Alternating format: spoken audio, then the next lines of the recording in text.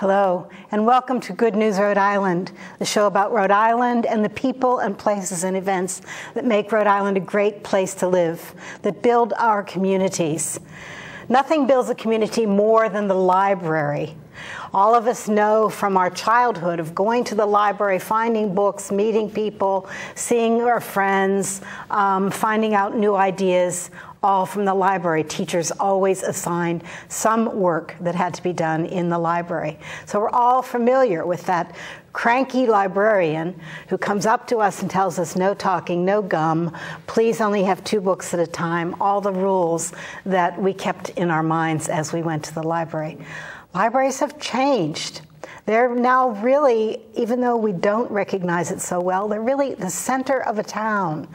The libraries that we're going to be interviewing today are in the center of Greenville and in the center of Cranston, as well as other communities. We know the libraries are near us, and we need to know what they have inside, because usually we assume it's that cranky old lady.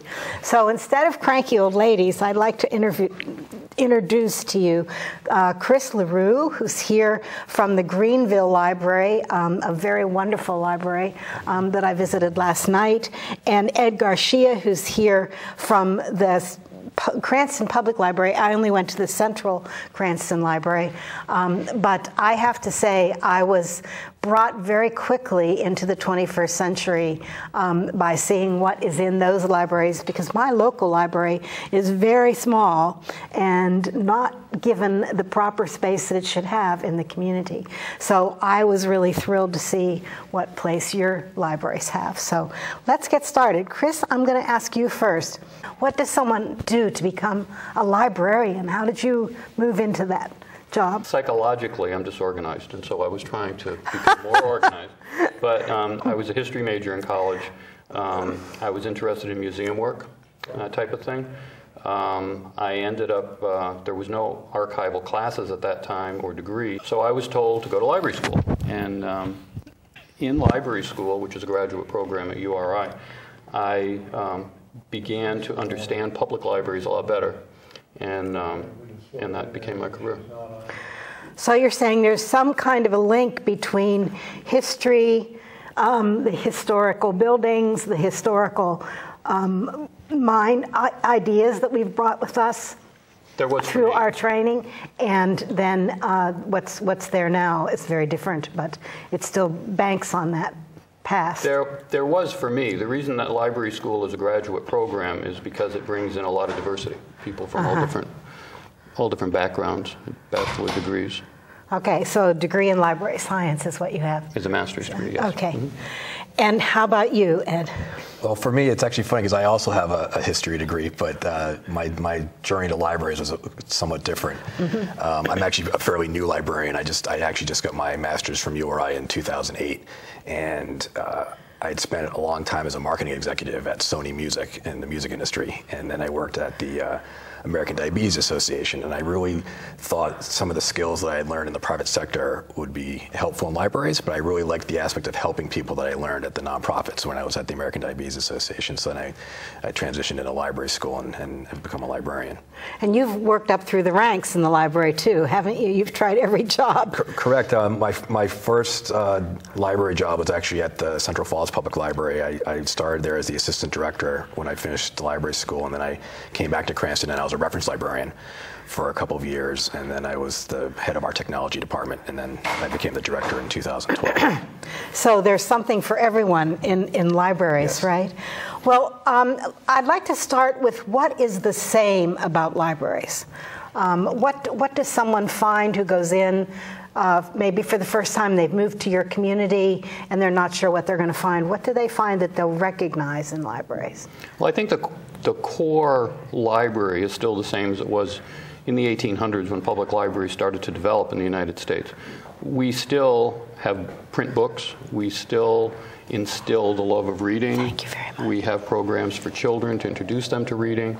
The media has changed, the format's changed, but the idea that libraries are information centers and promote literacy and reading is still the same. A lot of the books that I saw were very current books that I didn't know were going to last 200 years.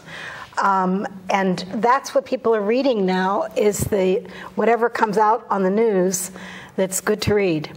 Yeah, I mean, we really want to serve the interest of what people want to read now. We still have the great literature, the nonfiction, historical, scientific things that people need to use or want to read for their own culture, but we want to make sure that the popular materials that people are asking for are available, because that's what keeps us relevant. That's what keeps people coming back into the door, if we have the new bestsellers in stock for them. Are you in a battle with news media, and not in a battle, but in a sort of survival mode with the news media? If you mean like digital media, I don't think so. I think that a lot of people think that, you know, because things are available digitally, that there's no place for a library, yet we keep getting busier and busier. In the Central Library in Cranston, we have 1,000 people that come through the door every day. So just because stuff is available in other medias doesn't mean it makes us less relevant. It's just we have to deliver our content in different ways. How do you think that computers change libraries? Well, they've changed them a lot. You know, currently what we're looking at is e-books and e-audio, which is the downloadable format of what was the print book on paper. Print book on paper is still extremely popular. It's still the biggest circulating item that we have, but the e-books are going up astronomically. But on the other hand, technology has also helped us to connect all the libraries together so that someone can find out what's at any library in the state from home or from a computer in the library. And we have a very good interlibrary loan system, you know, delivery system. People go into your library to use computers. I mean, that's one of the main draws, at least in the library that's near me. The main draw is that they have a lot of computer stations. You had a lot of quiet space.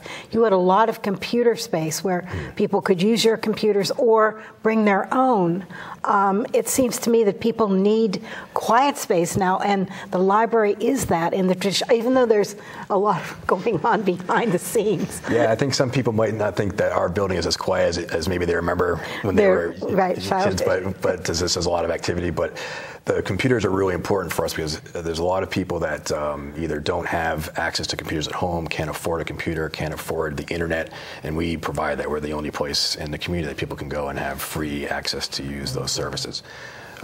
We also have free Wi-Fi. I think every library in the state has free Wi-Fi now, so people can come in and bring their own devices if they need to. That happens a lot. If there's a storm, we've had instances where we never lost power. Half the city loses power.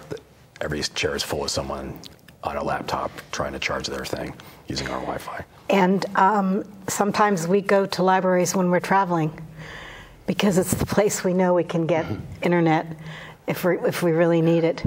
So the other thing I saw was that you have books that someone can put into their own computer at their house and get access remotely. Is that true? Did I understand that correctly? We have e-books, electronic books, which is what I was But that was in a nook, right, that you take home?